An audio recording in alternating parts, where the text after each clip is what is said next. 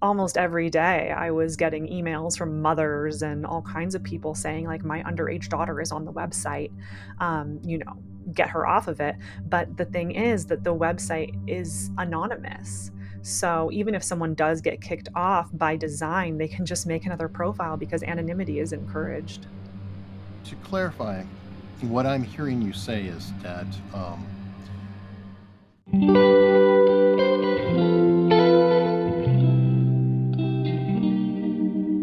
all right, we are joined today by Brook Urick, and Brook has written a book, Wink Wink, Nudge Nudge, Sexual Exploits and Secrets from Inside a Sugar Daddy Website. Quite the mouthful here. How are you doing today? I'm good. Thanks so much for chatting with me, Eric. Well, thank you. Now, the whole concept of sugar baby, sugar daddy, I've heard the term sugar daddy growing up, like watching movies in the 70s, like, oh, that's my sugar daddy, or whatever it is. And I'm not quite sure exactly what that is because it seems like it might be a thing. For example, Anna Nicole Smith, I think some people refer to her husband as a sugar daddy, and it was a colloquial term of like a much older rich male um, marrying or dating a younger attractive female. Is it that, or is there much more to this? I think what you're talking about, the confusion around the term, is kind of what these websites count on. And when I was working for Seeking, my goal in the PR department was to redefine the modern sugar daddy. And I think the Anna Nicole situation is a good one to bring up because she was married to that man. Like, that man was her husband. And in my opinion, I think, yeah, I mean, sure, that could be applied to a sugar daddy situation. A lot of times it's meant to refer to a man who just pays the bills and pays for everything. But I think that's normal in a lot of marriages. So it's difficult for me to think that like a husband is your sugar daddy. Like, I think that's just your husband, girl, and he foots the bill. But while I was working for the company, we were looking to distort that perception and cause that confusion and use the term sugar daddy in order to glorify prostitution. And the website itself is touted as a place for, or well, back when I was working there, they've completely shed their skin and are doing something completely different with their marketing now to obfuscate justice. But when I was working there, the idea was that a sugar daddy would just give you money for existing. And these girls come to the website thinking that they don't have to have sex in order to get the money. And they quickly learned that that is not true. You have to have sex in order to get the money. And in this way, it uh, commodified this gray area in which both people don't really think they're participating in prostitution, or maybe it's not cut and dry, maybe it's a little more unspoken. But in fact, that's exactly what they're doing. And most of the men, the sugar daddies, they know exactly what's going on. But it's the women, especially like the young teenagers who join the website, who don't know what's going on. And because a website like Seeking Arrangement even exists in the first place, they think that, "Oh, it must be legal, it must be all above board, because if this was anything but, then it would be shut down," right? Like, wouldn't the government shut down a website that's explicitly facilitating prostitution? And that is what most people who come to the website believe, and they quickly learn that it is a website for discreet prostitution. Okay, so what exactly then is a sugar baby? In my opinion, it's a prostitute. I think when I was working for the company, we sought to tell people they weren't prostitutes when they were sugar babies. But the truth is that it's sort of like the girlfriend experience, which is a prostitution term that refers to when a prostitute pretends like she actually likes the man and Mhm. gives him the girlfriend experience. So I would equate it more so to that. And a lot of times the relationship continues beyond just the sex. So that's where the gray area and the distortion kind of begins, is that, sometimes it's just one one man, and sometimes you have a personal relationship with that man, and that's where it becomes, a sugar baby relationship. But in my opinion, the sugar baby and sugar daddy, when I say them, I'm referring to them as user classifications on the website, because when you join Mhm. Seeking Arrangement, you join as either a sugar baby or a sugar daddy, or at least you did back when I was working for the company. But like I said, they've completely shed their skin and tout themselves as something completely different now. So I think you join the website as something different now. Okay, so I wanted to go into that, and by looking around, just seeing different interviews. Um, from my understanding, you at one point were a sugar baby. Yeah, that's actually how I joined the website in the first place. Well, I thought that I was going to be a reality star. So I joined the website because they were doing a reality show casting. And I was like, "Oh, well, I want to be on a reality show," because I was 21 at the time. And I live in Las Vegas, and when I was 21, I was going around to clubs and doing what's called atmosphere modeling, which is where you basically just show up to a club and you get paid, I think it was like $25 an hour at the time, and you wait around for the host to come and place you at a table with rich guys who have, like, $10,000 minimum spends or whatever. And basically, the men don't want to spend a lot of money unless there are like girls there to watch them spend the money. So, and most of them don't want to do the work to go and like ask girls. So they get the host to bring in the cattle, the women. And so I was being commodified in that way, and then, got to dinner with them afterwards. And so I was already kind of like hanging out with rich men and having them pay for things for me. So it didn't really seem that far off to seek out a website and that would then introduce me to rich men. And of course, when I joined the website, I did not think it was going to be prostitution. I That's just not what I believed, because I thought that if the website was for prostitution, then it wouldn't exist, because I thought it was illegal to do that. And what I quickly learned is that exactly is what it is. My messages were 500 no condom, like all kinds of stuff like that. And as a 21-year-old girl, you're like, oh well, I guess that is what it is. So yeah, I at first wanted to find a rich boyfriend, and I thought that would work out for me. It did not work out for me. And I did exchange and like, or I did engage in like a transactional relationship one time, where I negotiated a price and then had sex for that price. And it was with a married man, and it felt so yucky and gross to me. When I was 21, I was just like, I'm not going to do that anymore. Like, what I want to do is find a rich boyfriend. So I went on in my pursuit of a rich boyfriend. And what I learned was that if the men are on Seeking Arrangement, then they're not qualified to be my boyfriend. Interesting. Now, you were talking about the club arrangement. I hadn't heard of that. Is that similar to what they call it, booth babes at different conventions, where just somebody's kind of hired to look and do a demo, very, very attractive young females type of thing?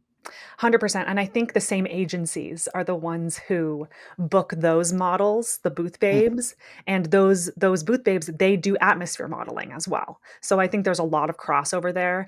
I never did the trade show booth thing, but I know girls personally who I met through atmosphere modeling who do that. So definitely there's a lot of crossover there. Okay, so um, what brought you into this world to begin with? I mean, to start you down the path to do the atmosphere modeling, being in Vegas. I don't know. Were you raised in Vegas? Do you move there? What brought you into all this?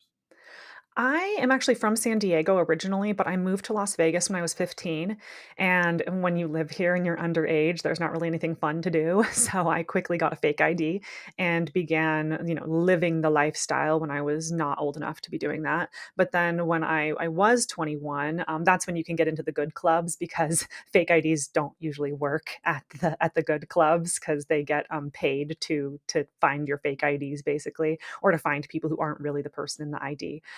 So then when I was 21, I was already sort of doing that kind of thing. And one of my friends who was a prostitute told me that she was on this website, Seeking Arrangement, where she found rich guys to give her money and buy her laptops and do all of this. And she never told me at first that she was a prostitute, but I learned that later on. I just thought that she was like dating rich guys who gave her money. And she actually told me that the company was doing a reality show casting. So I was like, oh, shoot, like I want to be a reality. I don't want to go to college. I don't want to get a job. I want to be on TV on a reality show. And so I signed up for the website. I emailed them immediately and I was like, "Hey, I wanna do this reality show casting." And they cast me in the reality show, but it was not a reality show at all.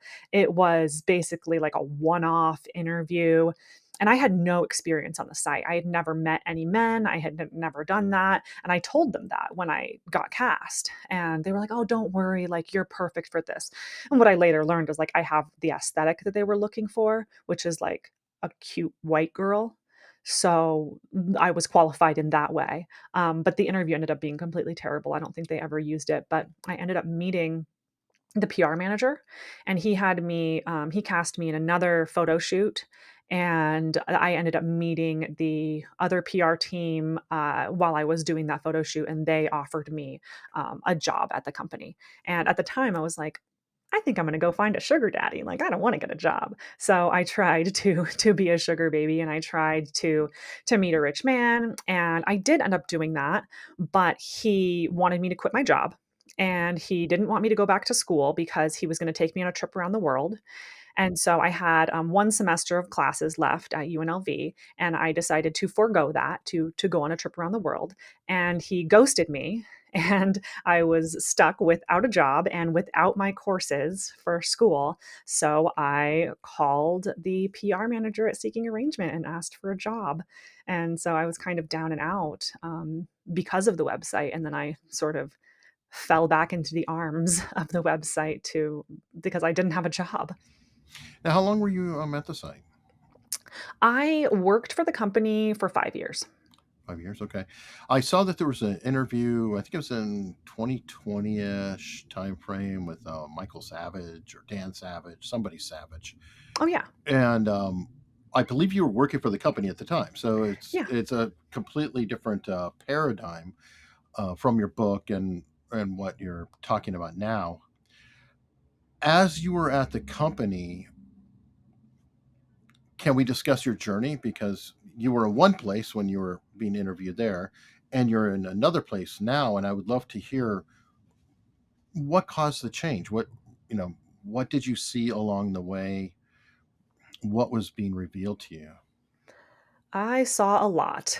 When I started working for the company, I was 22, and when I left, I was 27, so I think those are really crucial years in terms of, like, forming your brain and the way that you think, and I had my own coming of age while I was working there, so I do think that was part of it. But when I first started there, the girls who were on the site were my age, like, and I was 22, and then the girls, some of them were 18, and so it didn't really seem like they were that much younger than me, and I saw myself as this big adult who had agency and knew everything, and so seeing younger girls join the site, it was just like, well, this is the way it is. And when I first started working for the company, I was groomed into a PR manager. It was my first job in the real world, you know. And so they taught me how PR works and that, PR managers just lie. And they You use the term. Sorry to interrupt. You use the term groomed, which is a very loaded term. Um, is there more to that? In terms of like sexually, no, I was never like abused or anything like that. But when I say groomed, I mean they chose me because I already had my morals eroded, right? Because I was already on the site and I already thought that was okay. And my job before working for Seeking, I was actually working for an adult novelty company. So I was working in the sex industry as an 18-year-old, basically, but it was the novelty side of things. So like sex toys, basically. And How so does that when work? I'm sorry. my randomly, my mom is a graphic designer and she specializes in print design. And she now has found a niche where she designs packaging for adult novelties. So there, yeah, right. It's very random. So there was this company who she did packaging for, and they ended up moving their operation to Las Vegas, and they needed someone to work in their warehouse and to answer the phones. And so I did that. I was working retail at the time. I didn't want to work retail anymore, but I was still in school, and I was able to like do my homework and stuff like that while I was working there. So I became very desensitized to working in the sex industry, and like kind of that was my gateway into it. And that was the reason reason that they chose me at Seeking was because I had this desensitization to the sex industry and to talking about sex in a way that they found valuable. So not only that, but then I was already on the website. So I think they elevated me in a way, and they plucked me when I was 22 and I didn't have any information about how corporate America really worked. And so they told me that PR managers just lie. And you make up a press release full of fabricated data Did and they you actually say that? I mean, that blatantly, or were they subtle about it? I mean, did they say, "No, you just lie. Don't worry about it. You just lie," or do they say, "No, we have to massage the message to reach people better"? I'm just curious. I think it was pretty blatant because it was early on that I was making stuff up and pitching it out. So I remember one of my first pitches I did was like a ranking of different cities that were like the the most whatever or least whatever. And they were like, "Oh, well, we're going to say that it's a member survey, that we surveyed our members and this is what our members said." But in reality, just like go online and pick the cities that you want to target for your messaging. Like, so we Mm, would pick cities that we wanted to get press in, and then we would put those on our list. And that's how they did what's called Sugar Baby Schools, which was like their biggest pitch of the year, which is a ranking of the top universities where sugar babies are hmm. in attendance. And I don't think they do this anymore, but basically they offer free premium memberships to students who use their university emails. And then they use that data from the email suffixes to figure. Specifically female students, right? It could be male as well. Really? Some Okay. like gay men. They're just the site was co-ed. Like there was straight men looking for sugar mommies as well, but it's Hmm, just not very common. Like most, if you're like a rich woman and you want to spoil some man, you don't really need a website to do that. But also, like women kind of usually want one man as hmm. opposed to men who want many women. So the site is really catered towards men. So I was cast, like I said, and I was told to lie on camera. So they already knew that I was willing to lie on camera and they knew that I was willing to participate in the sugar lifestyle. So it's like kind of like they took those ideas and they turned me into a spokesperson. So they told me that, this is how you make a press release, this is how you get media. You call sugar babies and you tell them to lie on camera, just like I was taught to lie on camera. And then you pair it with this press release full of juiced numbers and fabricated data, and then you get your message out there. And it was all like to glorify this website and to like further lining our own pockets. And I started working there, I was making 35K, and when I left the company, I was making 6 figures. So, like, in that short amount of time, they just started piling more and more money on me. My first year working there, the end of my first year, I got a $20,000 bonus, and as a 23-year-old, that was more money than I'd ever seen in my life. So that's how they it's interesting to be looking back now and seeing the parallels in these different layers of what's going on here, which the sugar babies, the prostitutes on the website, they are manipulated with money, right? They are coerced and they are tricked and they are controlled with this money, and then they can't leave the lifestyle because they are so addicted to the money. And I was doing the same thing, but at the company, right? I didn't have to sell my body, I just had to sell my soul. And so they just kept piling more and more money on me, and that's what kinda kept me sticking around there. Now, Um, question on that though. I mean, obviously, you had some degree of agency in what you were doing. Did you feel like, what do I care? I mean, I'm getting paid some cash here. There's a bunch of suckers who want to throw money to girls. Everybody's consenting adult. Who cares? How did you, justify it, or how did you feel about it? How were you comfortable with it? Not comfortable with it? I mean, obviously, there's a journey here. I'm just curious how you felt at that time. I think dissociation was one of my main skills, and I learned that when I was young, and I took that into the work. And when I first started there at 22, like I said, those girls didn't seem so young to me. But the older I got, the younger and younger those girls seemed. And when I first started working for the company, I thought that we were on the cutting edge of something. I was like, "Oh, well, maybe people don't understand it now, but, like, they'll understand it eventually, like, they'll get it," you know? And during Get my what? What was that something? the sugar lifestyle. Like there was this big like societal push, especially like with the rise of social media, which is like a complete farce and a facade, where people are like touting these luxurious lifestyles that don't actually exist. Oh, Um, influencers. yeah, influencers, and I think this was when I first started there, it was 2013, 2014. So it was even really before influencers were like a big thing. Like Mhm. bloggers were even like more poignant than influencers. So I thought that like public perception was shifting and it would shift in the favor of prostitution. Like Mhm. this was going to be more normalized. And I was right in a lot of ways because it did become more normalized as I was working there. But Um, did you see it as prostitution at the time? Did you see it as, yeah, this is an exchange of money for a service in a date, or did you see it? You said that you can blur the lines where there's a quasi relationship sometimes, or it's represented as such. So, did you blatantly say, "Yeah, it's prostitution. I'm just putting a label on it," or did you say, "No, it's dating. It's a modern dating. People do it differently now." How did you see it? as both. I knew Okay. that both were happening simultaneously and sometimes even in the same relationships. And the way that my actions were reinforced, it was sort of like the wind was at my back because I'm getting more money. Everyone's telling me I'm doing great. I'm appearing on national television. So it's like all of these reinforcers were telling me that I really had power and I could really, do good. And the way that I was looking at it back then was that I recognized that the website was a dangerous place.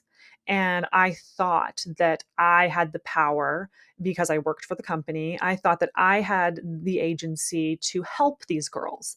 And so I started a YouTube channel and a content website, like a blog website called Let's Talk Sugar, which has been completely scrubbed from the internet, by the way. But I started this as a way to inform sugar babies, not only how to engage with these men, how to ensure that you got paid, but also how to reframe the conversation and to avoid legal ramifications, because that's really the goal, is for everyone to avoid any sort of legal ramifications for their actions. And I think unfortunately I successfully did that, because most of the relationships that take place, even if it is an exchange of sex for money, it's not spoken in that way. It's more like, "Oh, well, this guy gave me $1,000 and now he's saying, 'What are you gonna do for me, honey?'" And then you do the thing because you want the $1,000, but also you want $1,000 next week, so you do the thing. But no one ever said, "I am going to give you $1,000 for sex." No one ever said that. So it leads them to believe that they're not engaging in prostitution, that it must be something else. And there's all of these reinforcers that lead people to believe that it must be something else. Now, is that could be seen as both sides of the equation too? Could it be everybody's lying to themselves and saying, it's a real relationship here. I mean, I'm a rich guy, and of course, I'm just going to throw money everywhere, whatever. And then she'd be like, well, he's a rich guy. I'm just playing the field. I got to pay my way through school. He's just helping me out. I'm going to school. Yeah, like I think a famous stripper thing is, working their way through college. They all are, yeah. I mean, that's the wink wink, right? It's the wink wink, nudge nudge that everyone knows what's going on and everyone is coached to behave properly in order to obfuscate justice. But we all really know what's going on. And that's the way the product, the website is designed as well. It's curated and designed in a series of winks and nudges to convince people that they're doing something else, to make them more compliant legally, and to trick young girls into getting on this website. It's my belief that the most of the men who are older, they know exactly what's going on and they don't want to hire a prostitute because they want someone who's not a pro. because they want someone who's naive, who doesn't have years of baggage and trauma. And a lot of them want teenagers, like they want very young girls. And while I was working for the company, there were lots of underage girls on the website because they tout themselves as a dating website. And just like any other dating website, you can lie about your age. And almost every day I was getting emails from mothers and all kinds of people saying like my underage daughter is on the website, you know, get her off of it. But the thing is that the website is anonymous. So even if someone does get kicked off by design, they can just make another profile because anonymity is encouraged. To clarify, what I'm hearing you say is that it was understood and that you were trained with how to frame things. And in order to frame things correctly and legally, you had to know what you were hiding from. Is that a fair assessment? Yes. Yeah, we had media training and, like, PR and, like, crisis communication training, all kinds of, like, training from, like, professional agencies who taught us how to rhetorically defend this argument, and I was a spokesperson for the company, so I had, like, one-on-one rhetorical training that taught me which words to use, how to use them, which arguments to make, and when. So, yeah, it was a very well-oiled machine, that was designed to protect predators. And explicitly, you're being told, I don't know in how many words, this is prostitution. And if you say that, we are liable.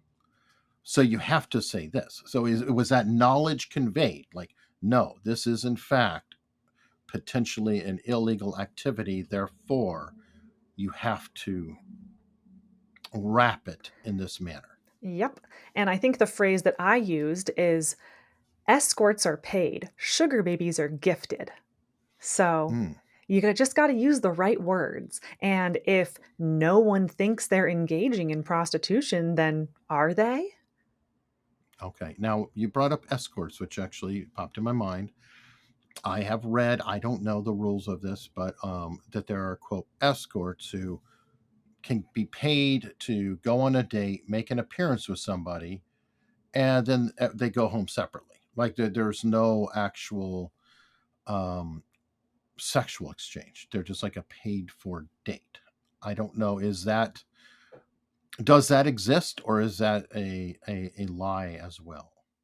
I would say it exists, but maybe in like 10% of cases.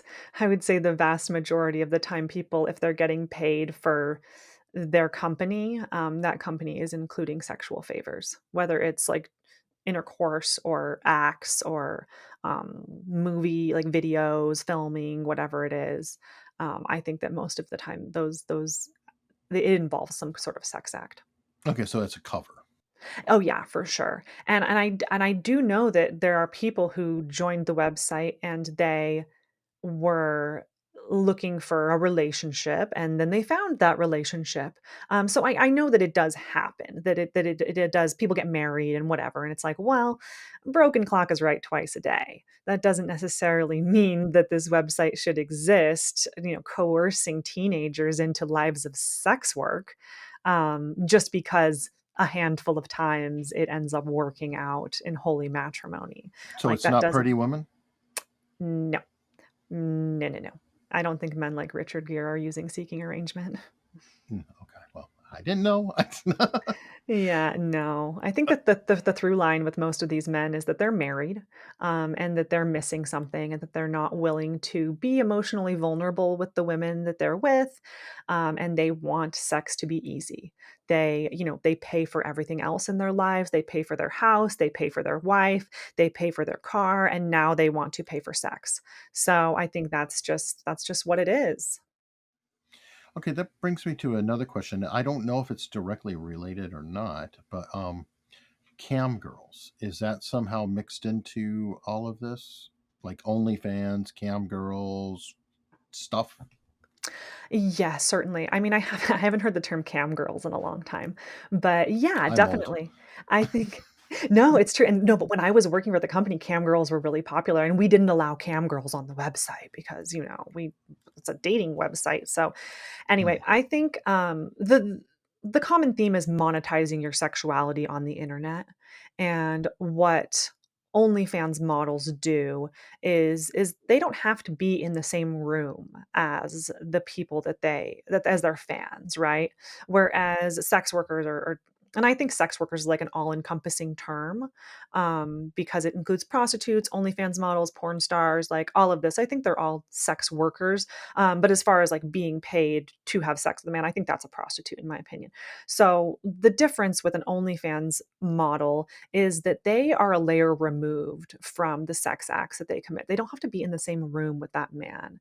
And they are more public with that. Like they don't get the option of hiding that because digital content lives in perpetuity. So they don't get to hide from the content that they made. Whereas prostitutes get to do it quietly and discreetly, and they can hide that from their lives. They can hide that from their future spouse.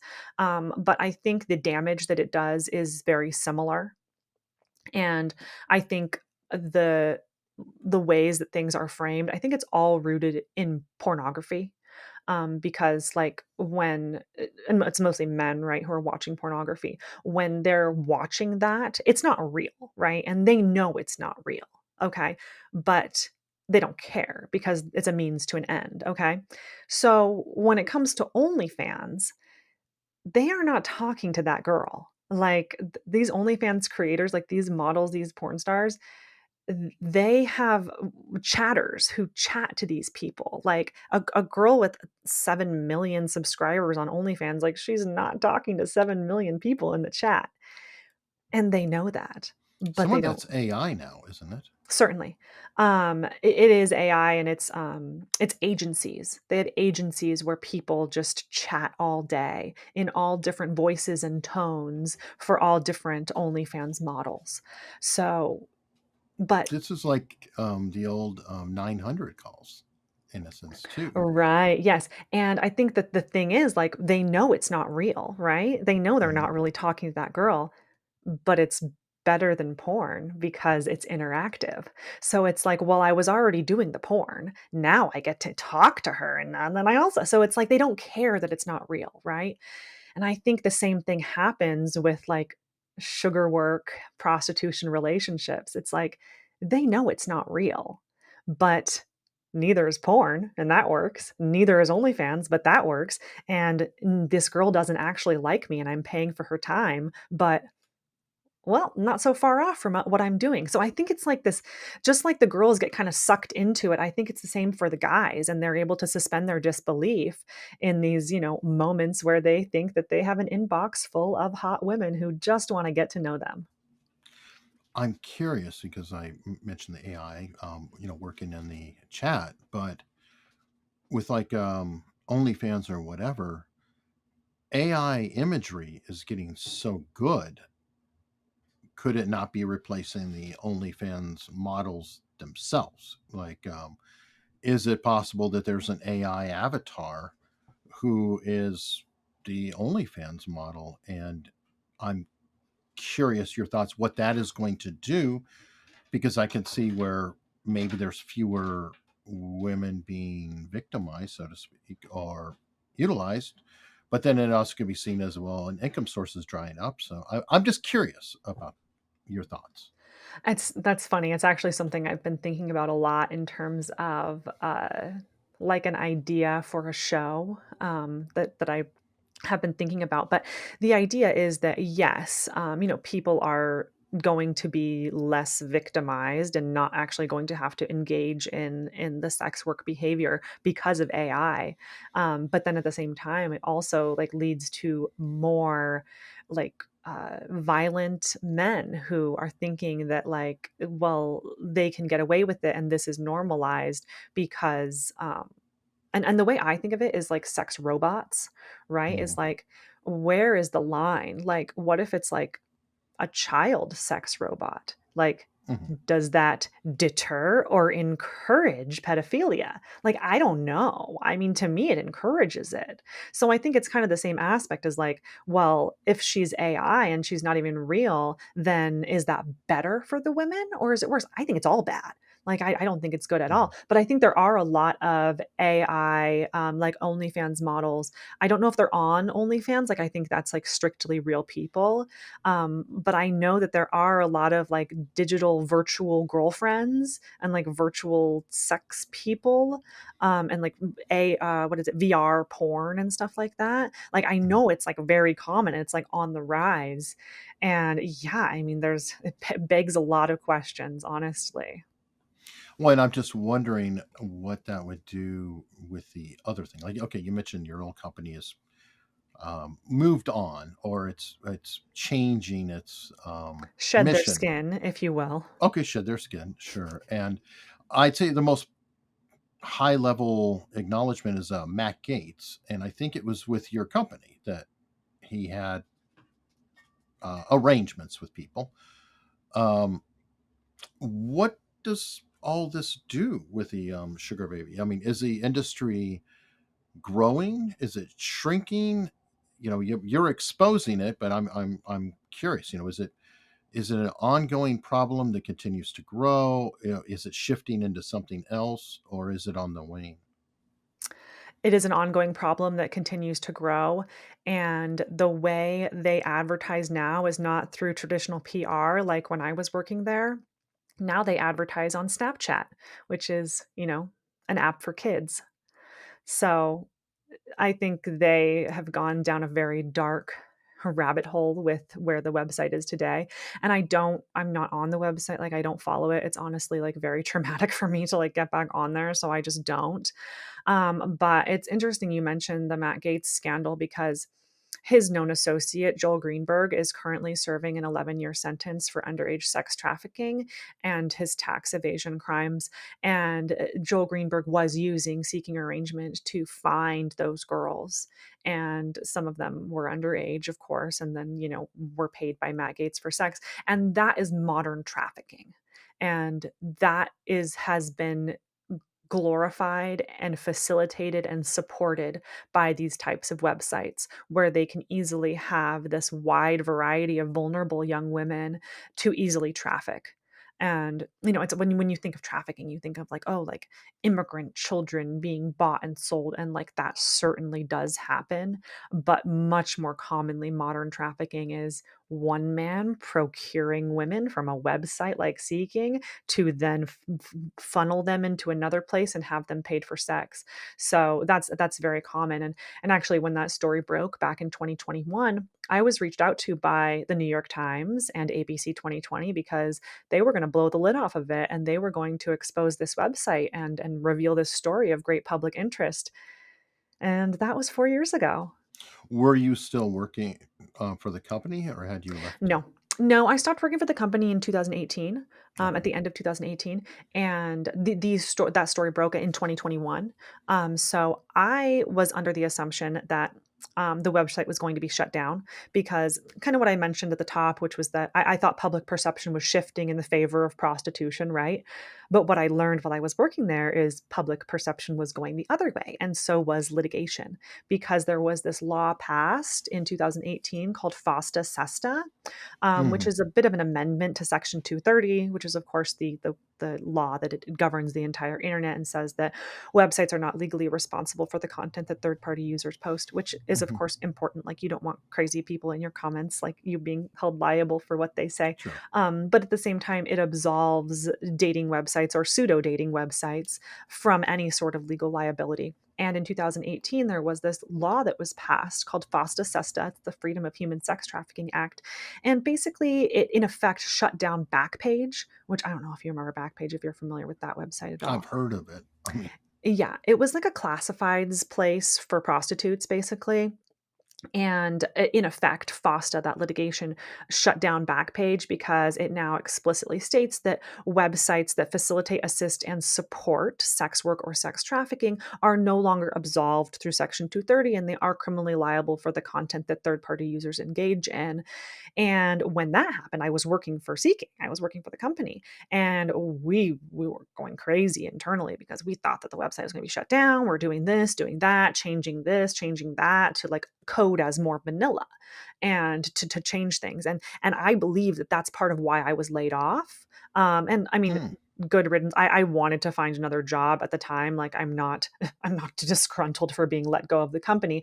I am, however, disgruntled that this website is an agency for sex trafficking. So my disgruntledness is a lot more complex than a bunch of sour grapes.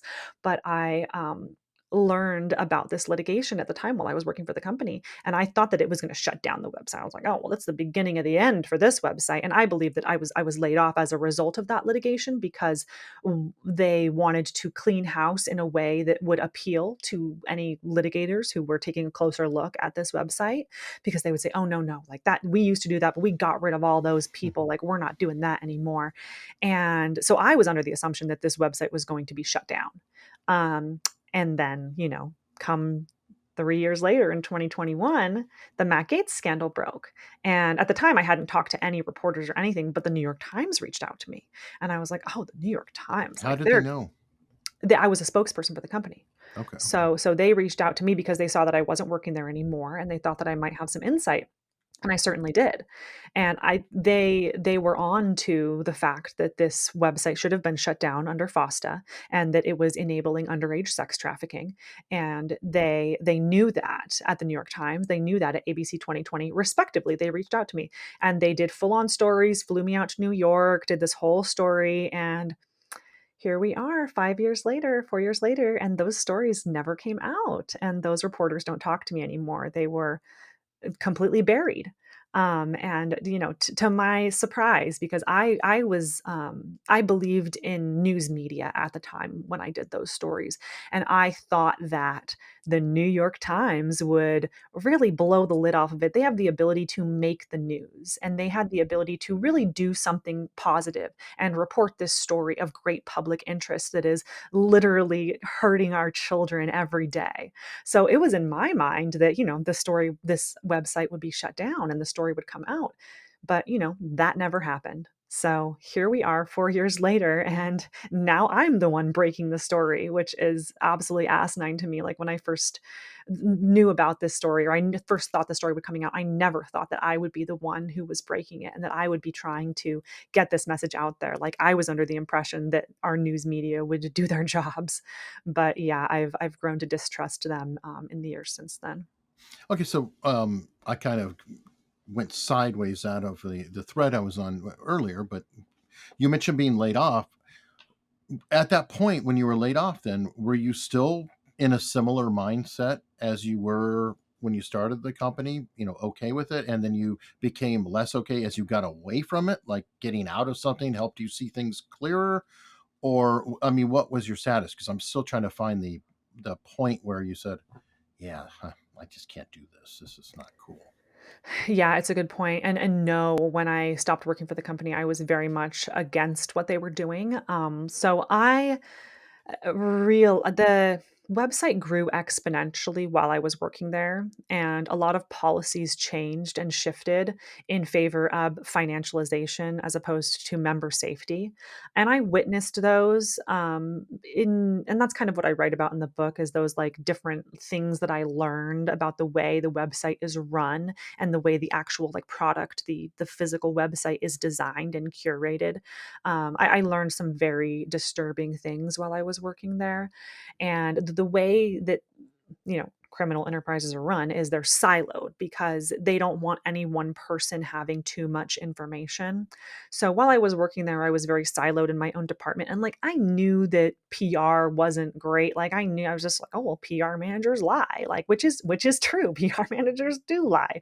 But I knew that what I was doing wasn't above board necessarily, but I didn't really understand the full picture. And then during my last year there, during 2018, when FOSTA happened and all of this, I was moved up in the company, like ascended the ranks and began reporting directly to the CEO. And we formed like a leadership committee among all the different departments.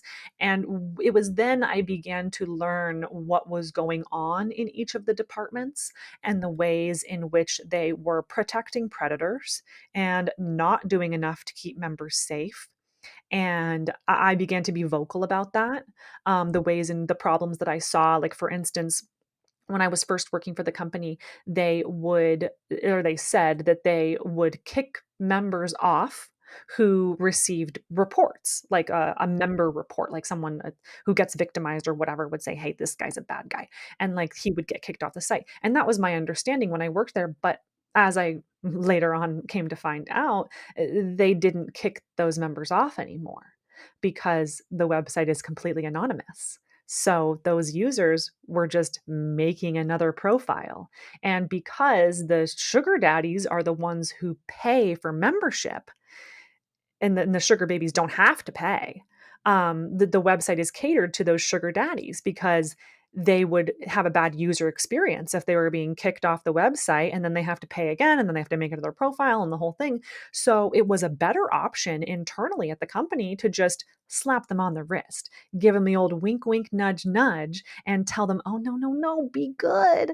And then they come and then they would get their account reinstated and then they would get to come back to the website a little wiser, pick more naive marks, don't do your exchange on the messages on the website, whatever the nudge was that told them how to behave and how to stay legally compliant, specifically on the website. Because once they get off the website, that's not the website's problem anymore. So I began to learn lots of little things like that about how the website is designed and curated to protect abusers and predatory men. And I began to be more vocal about that.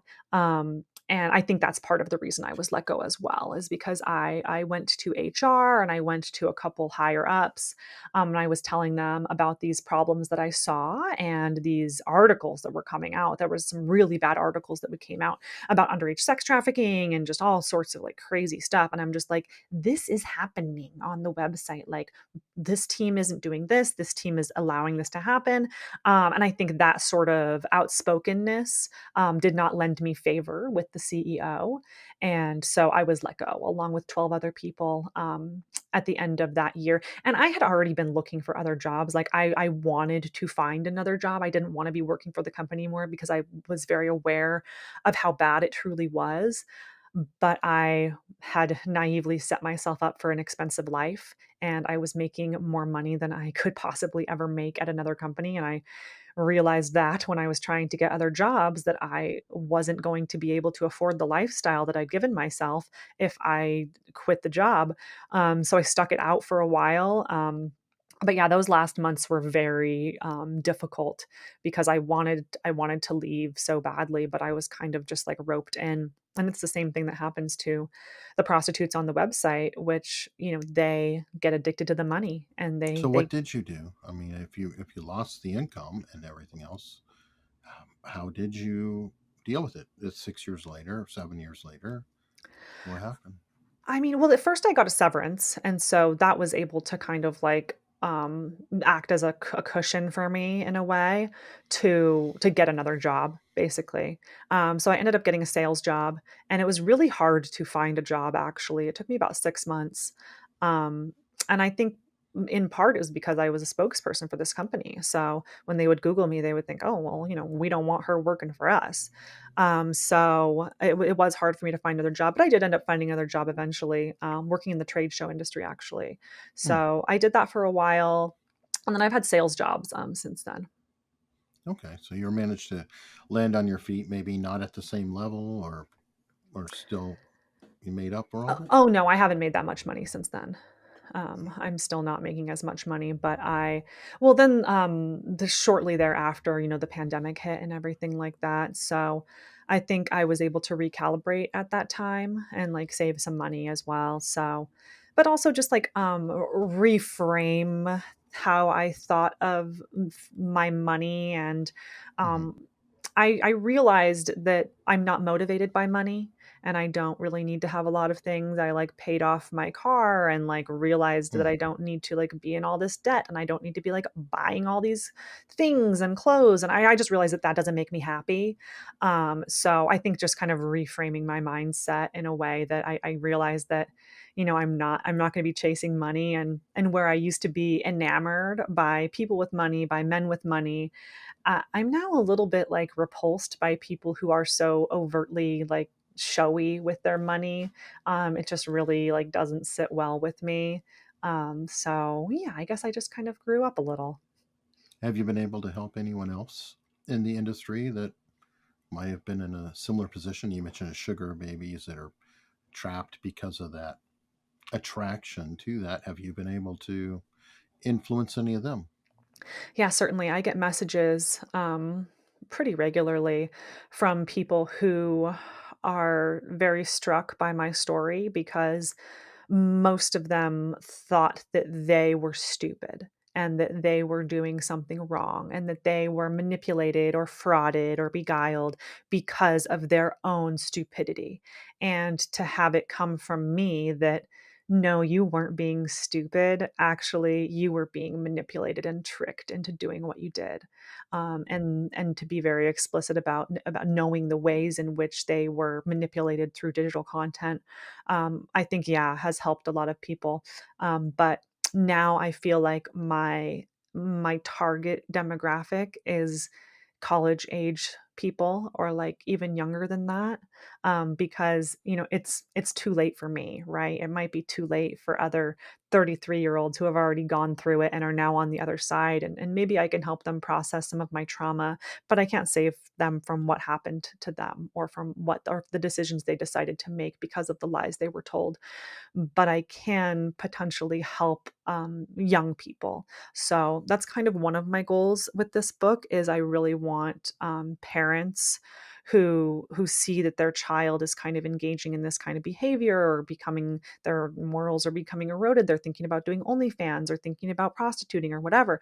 I want them to get handed my book and for them to read for themselves how it goes and how your perspective will change, because I think that's really difficult to explain to an 18-year-old that doesn't have a consequence mindset and doesn't have compounded trauma that they have to feel. Because I think what I thought when I was young is that, well, there'll be consequences, but they won't be that bad. And like, well, maybe I won't be able to get a job, but it really won't be that difficult. And what I learned as I've gotten older is the consequences don't take place in the world around me; they take place within me. And the body doesn't forget, and the mind keeps score, and those are the things that you can't get away from. And I wish someone would have explained that to me. So for me, it's getting information out there and letting people make their own decisions based on the facts and the real information rather than like the facade. Where does this leave you now, with relationships and people? Are you optimistic and hopeful, or are you jaded and cynical? It depends on the day, I guess. I am optimistic. I feel like, especially with like the way the economy is going, I think people are looking at money differently and looking at relationships differently. I think we're suffering a crisis right now in terms of like modern dating, like especially single people. And I think both sides of the equation, and I mean straight relationships because I can't really speak to other types of relationships, but I mean in straight cisgender relationships, I think there is a tipping point that is upon us in which both sides kind of realize that they need to be humbled a bit, that women have been taught for a long time to marry up, right? The hypergamy is the way. But over the course of the sexual revolution and destroying the patriarchy, it's like, well, now we have all of this money for ourselves, and there are not enough men who make more money than us to go around. They simply do not exist. So it's humbling yourself a bit in some ways, thinking, well, if you want all this agency for yourself, then you're not going to find a man who makes this X amount of money because you took that money for yourself. You have the money now. So I think that in a way, like women need to be humbled in that way. Um, but also I think a lot of men have been very jaded by the idea that women only want money and women only want this. But as women are kind of like shifting to be like, well, we have our own money now, so we don't really need to rely on a man as much for money. I think that the men need to kind of lead and figure out how can we meet women where they're at? How can we reapproach this? I think a lot of men are scared to approach women because of the Me Too of it all and the societal implications of men being creepy or whatever. And then the women are just like, well, like, why don't any men approach me? It's like, well, we demanded all of these things for ourselves and then we got them and we're like, wait, no, not like that. So I think it's a lot of, like, realizations that people kinda need to come to because I mean, I do believe people are smart, and I think if you reframe things to them and you put it a certain type of way, they'll get it, and it only takes one little click and one little reframing to completely change how you interact with the world. Um, so I am hopeful in a lot of ways, but I cannot shake my cynicism because of what I've seen. Okay, I want to wrap up. I'm going to rephrase the question than I usually do. I have two variants, but you've done a lot of interviews over the years, and you've been the spokesperson for the company. What is one question that you've been waiting for somebody to ask you? You've been all this time out there. What is one question you're like, why doesn't anybody ask me about X? Or as a variant, what's the one question I should have asked you that I neglected to? Oh, that is a good question, and I think people really don't hold back when it comes to the questions with me just because, like, my book, I really kinda put it all out there, so people don't feel uncomfortable, like, asking me any certain types of questions. But I think when I was a spokesperson for the company, I think it was a lot of fluff interviews because most people don't want to get into the nitty-gritty. And what I wish they would have asked me back then is how do you reconcile the imbalance of power on a website like that where the men are 2, 3 times older and the women are so naive that they don't understand what's going on? And I don't think I would have had a very good answer for that back then. I think I probably would have pivoted. Um, but these days, I think we did kind of cover the question that would like to ask is, or I would like to get asked, which is, how what are the consequences later in life? Like how are you impacted now? And were the consequences what you thought they would be? Because they're much different than what I thought they would be when I was 22, and I was getting into this. And if I could have told myself anything back then, advice I probably wouldn't have taken, but it's don't chase money. Money will not make you happy. And at a certain point, money will just make you empty. So if you're really looking for true happiness, then you need to serve your community. You need to help others because that's the only route to true happiness. And I wish someone would have smacked me across the face with that info when I was 22. Well, that's a perfect message to wrap up on. Thank you so much. Thank you, Eric. It's been lovely chatting.